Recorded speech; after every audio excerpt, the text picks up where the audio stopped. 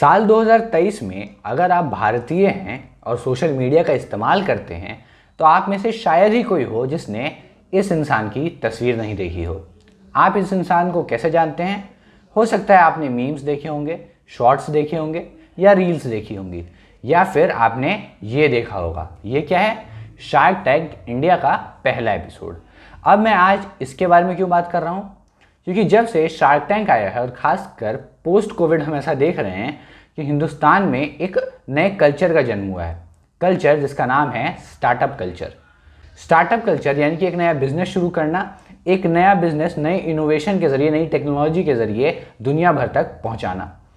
इस कल्चर में आज की तारीख में भारत में सबसे ज़्यादा युवा, आजकल भारत में स्टार्टअप कल्चर एक ट्रेंड बन चुका है और भारत के कई युवा अपने कॉलेज से ड्रॉप आउट लेकर स्टार्टअप शुरू करते हैं और उनमें से बहुत सारे सफल भी हो जाते हैं। आज की तारीख में ये स्टार्टअप कल्चर की ही देन है कि इस देश में एडटेक नाम का एक नया बिजनेस भी आ चुका है।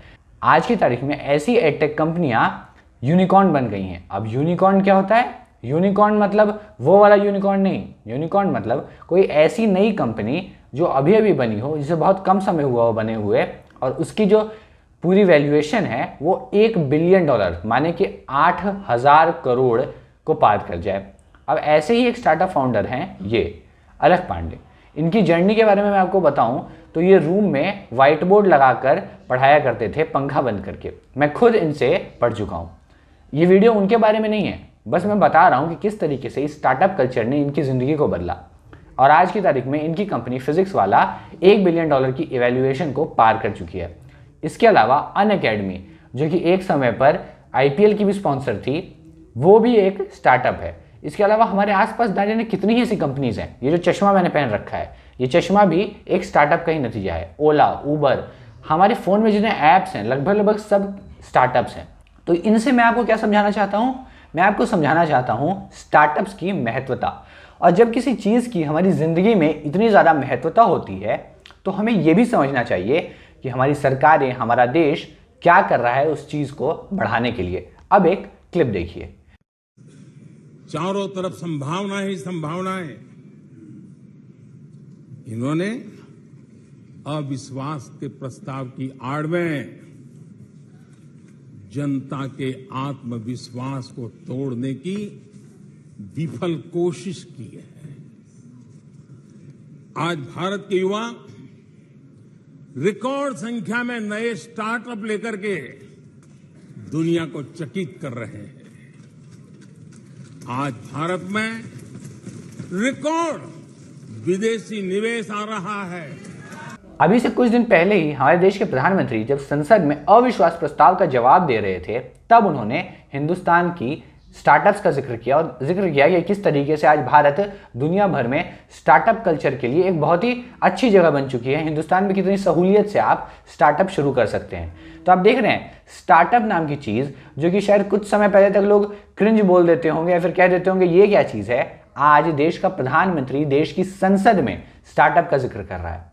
तो इस स्टार्टअप की बात मैं आज क्यों इतनी कर रहा हूँ? तो नज़रिया के इस एपिसोड में हम समझेंगे स्टार्टअप्स जो हैं उनका भारत में हाल क्या है, क्या चैलेंजेस हैं स्टार्टअप्स के लिए हिंदुस्तान में, और किस तरीके से क्या सचमुच में भारत एक बहुत ही शानदार जगह है स्टार्टअप्स के लिए। तो आज की तारीख में अगर आप बात करें तो भारत स्टार्टअप्स के लिए तीसरा सबसे बड़ा इकोसिस्टम है दुनिया भर में। मगर ये फैक्ट जो है ना, ये जितना अच्छा दिखता है ये उतना अच्छा है नहीं। ऐसा इसलिए मैं नहीं कह रहा हूँ क्योंकि मैं सरकार का क्रिटिक हूँ या आलोचक हूँ, नहीं। आप समझिए, हिंदुस्तान में जब आप बोलते हैं कि आपका तीसरा सबसे बड़ा इकोसिस्टम है स्टार्टअप्स के लिए, तो इस बात को भी ध्यान में रखिए कि आप अब दुनिया की सबसे बड़ी आबादी बन चुके हैं। तो सबसे बड़ी आबादी का तीसरा सबसे बड़ा स्टार्टअप इकोसिस्टम होना कोई बहुत ज़्यादा बड़ी बात नहीं है। हाँ, एक अचीवमेंट ज़रूर है, पहले से एक सुधार ज़रूर है। लेकिन जब सरकारें ये दावा करती हैं कि 2014 के बाद, चाहे 2013 के बाद स्टार्टअप्स में एक बड़ा बूम आया हिंदुस्तान में, तो आपको इसी पीरियड के आसपास होने वाली एक और चीज़ का ध्यान रखना चाहिए। वो क्या है? वो है ये। अब जब मैं आपको ये दिखा रहा हूं तो इसका मतलब ये नहीं कि आप इनको याद करें या फिर इनको याद करें या फिर इनको याद करें, नहीं। आपको इसे याद करना है। ये क्या है? यह है इंटरनेट। अब आप बोलेंगे इंटरनेट का स्टार्टअप से क्या लेना देना? बिल्कुल लेना देना है। आज की तारीख में हिंदुस्तान के जितने यूनिकॉर्न्स हैं और जितने भी स्टार्टअप्स हैं, मैक्सिमम पॉसिबल इसीलिए हो पाए हैं क्योंकि हिंदुस्तान में इंटरनेट है, और इंटरनेट काफ़ी सस्ता है।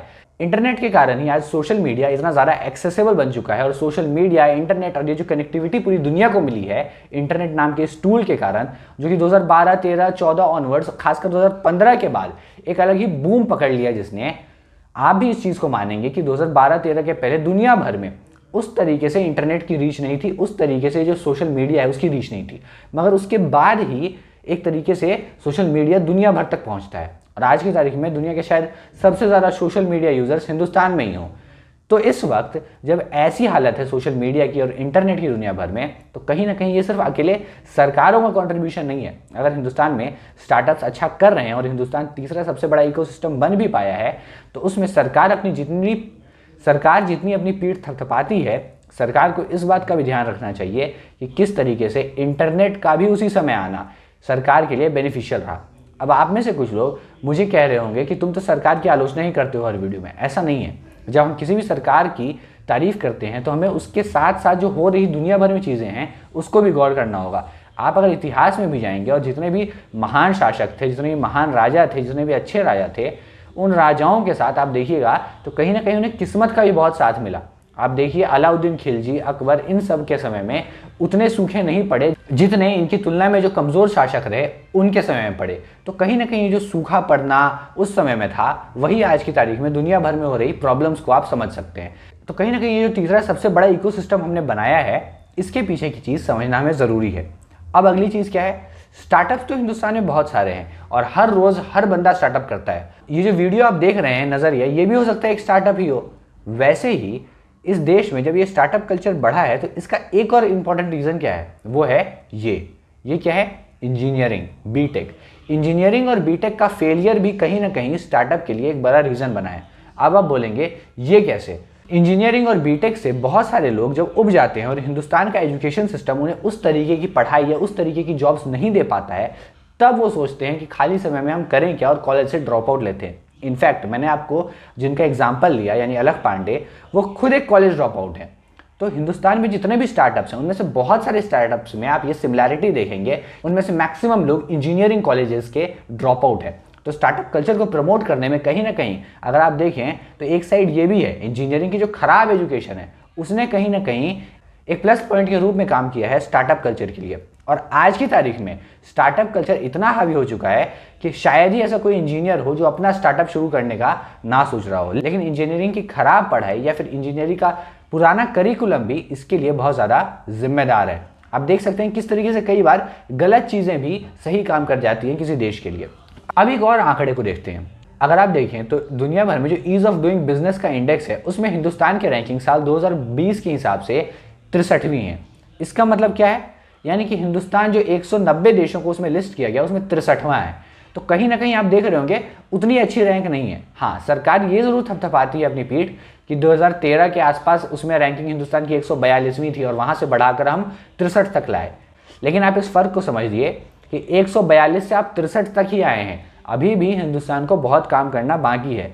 मैं इस एग्जाम्पल को और सिंप्लीफाई करके समझा सकता हूँ। अगर आप जेईई और नीट के एग्ज़ाम्स देखें तो नीट के एग्ज़ाम में जिस स्टूडेंट के 300 नंबर आते हैं, 300 से 500 550 तक जाना उतना टफ नहीं है जितना टफ 550 या फिर 575 600 सवा 600 तक जाना है। तो कहीं ना कहीं जो डिफरेंस है वो आप समझ पा रहे होंगे इस एग्जाम्पल से। इसके अलावा हिंदुस्तान की 63वीं रैंक से आप ये भी समझ पा रहे होंगे कि अभी भी दुनिया भर में 62 ऐसे मुल्क हैं, 62।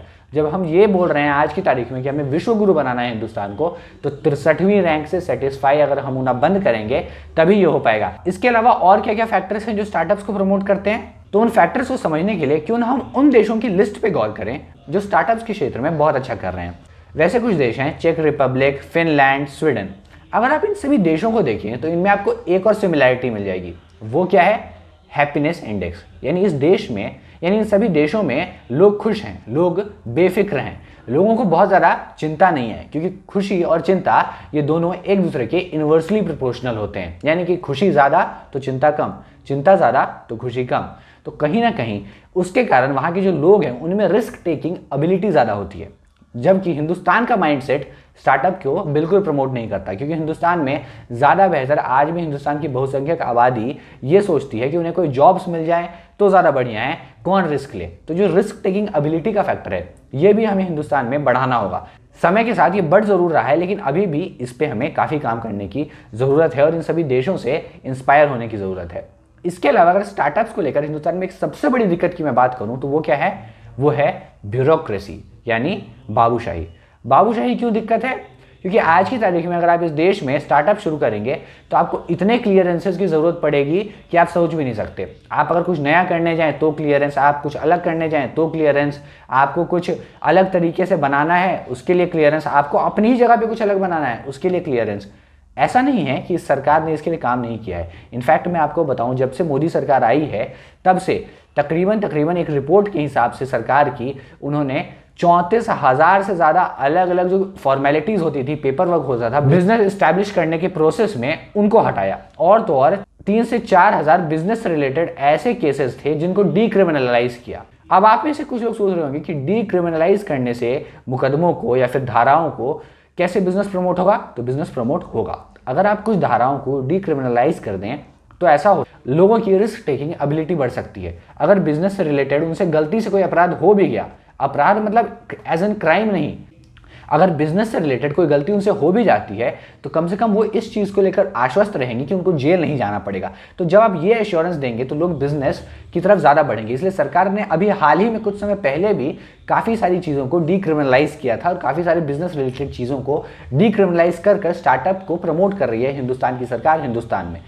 इसके अलावा अगर आप और देखें तो भारत सरकार समय समय पर कोशिश कर रही है पेपर वर्क को कम करने में, लेकिन आज भी इतनी कोशिशों के बावजूद भी अगर हम 63वीं रैंक पे ही है तो इसका एक मतलब है कि हमारे देश की जो बाबूशाही है, जो ब्यूरोक्रेसी है, कहीं ना कहीं ये स्टार्टअप सिस्टम को, स्टार्टअप इकोसिस्टम को प्रमोट नहीं कर रही है हिंदुस्तान में। और हमें काफ़ी ज़रूरत है स्टार्टअप इकोसिस्टम के लिए एक अच्छी इफिशियंट ब्यूरोक्रेसी की। उसके अलावा लोन्स और कैपिटल इन्वेस्टमेंट भी हिंदुस्तान में स्टार्टअप्स के लिए एक बहुत ही इंपॉर्टेंट चीज़ है। इसके अलावा लोन्स का समय पर ना मिल पाना और लोन्स का मिलने में दिक्कत होना, अलग अलग लोन प्रोवाइडर्स का होना और उन प्रोवाइडर्स का अलग अलग कॉम्प्लेक्सिटीज़ में लोन देना, ये भी कहीं ना कहीं स्टार्टअप इकोसिस्टम के लिए हिंदुस्तान में एक प्रॉब्लम है। तो ये था नज़रिया का एक और एपिसोड, और इस एपिसोड के जरिए मैंने आपको मार्केट में चल रहे इस नए ट्रेंड स्टार्टअप के बारे में थोड़ा बहुत समझाने की कोशिश की। मैं आशा करता हूँ कि स्टार्टअप नाम के इस विषय पे मैं आपको थोड़ा बहुत समृद्ध कर पाया हूँगा और आपको समझा पाया हूँगा कि हिंदुस्तान में सरकार ने स्टार्टअप के लिए क्या क्या किया है, क्या क्या करना है, और तो और क्या स्थिति है अभी हिंदुस्तान में स्टार्टअप्स की।